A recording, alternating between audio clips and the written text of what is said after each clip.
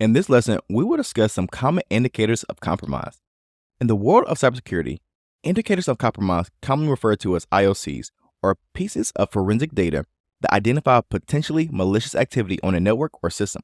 These IoCs serve as the digital evidence that a security breach has occurred.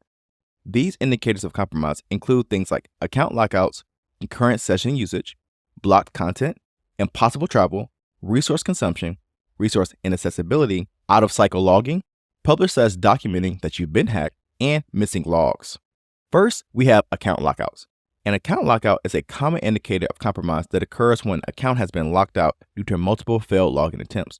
This could indicate a brute force attack that was attempted by a hacker who was trying to gain access by guessing the user's password.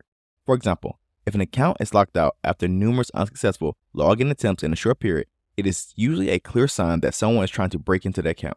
Account lockout policies vary among different systems. Some systems may lock out an account after a certain number of attempts of failed logins, while others may increase the delay between login attempts after each failure to effectively slow down the attacker and make a successful brute force attack much more impractical. The duration of the account lockout will also vary depending on your system.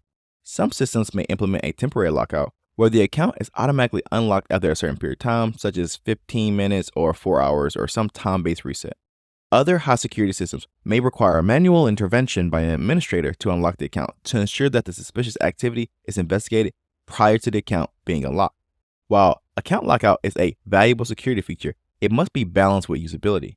Overly strict account lockout policies can lead to increased support calls and frustrated users. For example, if an account is locked after 3 failed attempts, a user could be locked out simply by mistyping their password. So it is important to weigh the security benefits against the possible user inconvenience that a low lockout threshold may create. Second, we have concurrent session usage.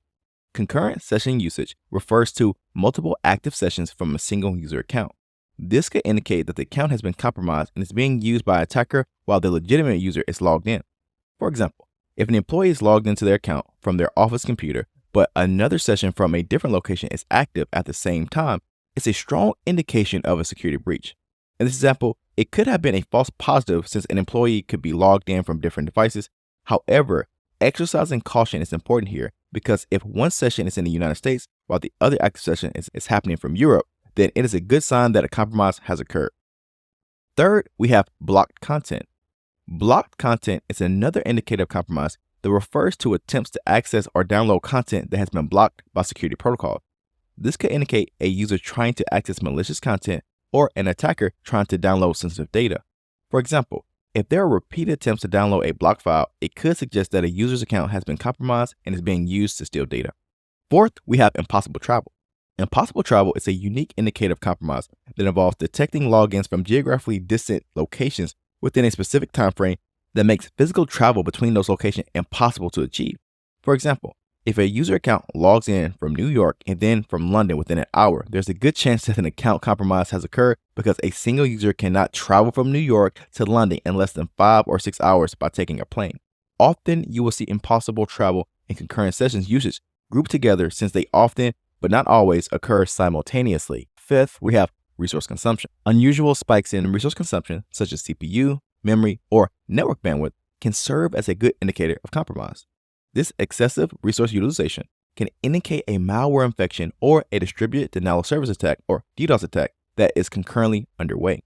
For example, if a server that typically uses 20% of its CPU capacity and then suddenly jumps to 90%, it could be a good sign that the server is under attack or has been compromised. Another example would be if you're browsing the web on your workstation and your GPU usage is at 90%.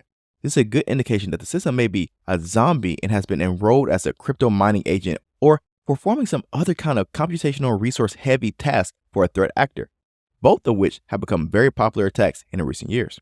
Sixth, we have resource inaccessibility. Resource inaccessibility refers to the inability to access certain resources such as files, databases, or network services.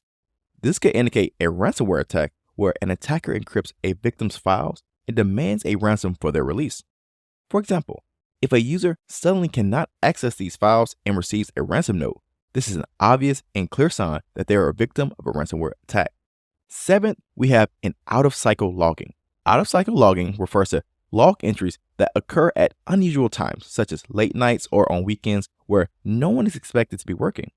This type of out-of-cycle logging usually indicates that an attacker is trying to hide their activities during off-peak hours. For example, if their log entries show activity at 3 a.m. when the office is typically closed, this could suggest that a security breach has occurred on the network. 8. We have missing logs. Missing logs, like out-of-cycle logging, is another sign that a compromise has occurred. Attackers often delete to hide their activities and make it harder for investigators to trace the attacker's footsteps through the network. For example, if a system's logs suddenly have a gap of several hours or days, this might suggest that an attacker has been tampering with the logs to cover their tracks. 9th, and finally, we have published articles or documents that your organization has been hacked.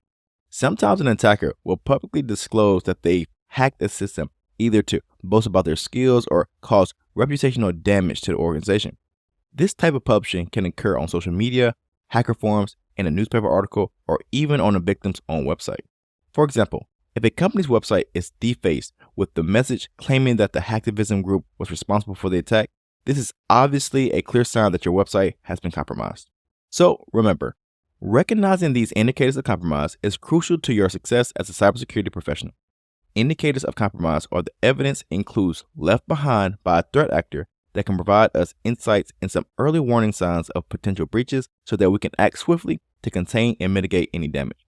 However, it is important to remember that not all indicators of compromise necessarily means that a compromise has occurred. Instead, there are hints or clues that something has happened, and it's still up to us to decide if it is a true compromise or if it was simply the result of a system error, or it was a legitimate user activity, or it is simply a false positive. For this reason, you will spend a lot of your time as a cybersecurity professional combing through event logs to determine if an event was really part of a compromise or not.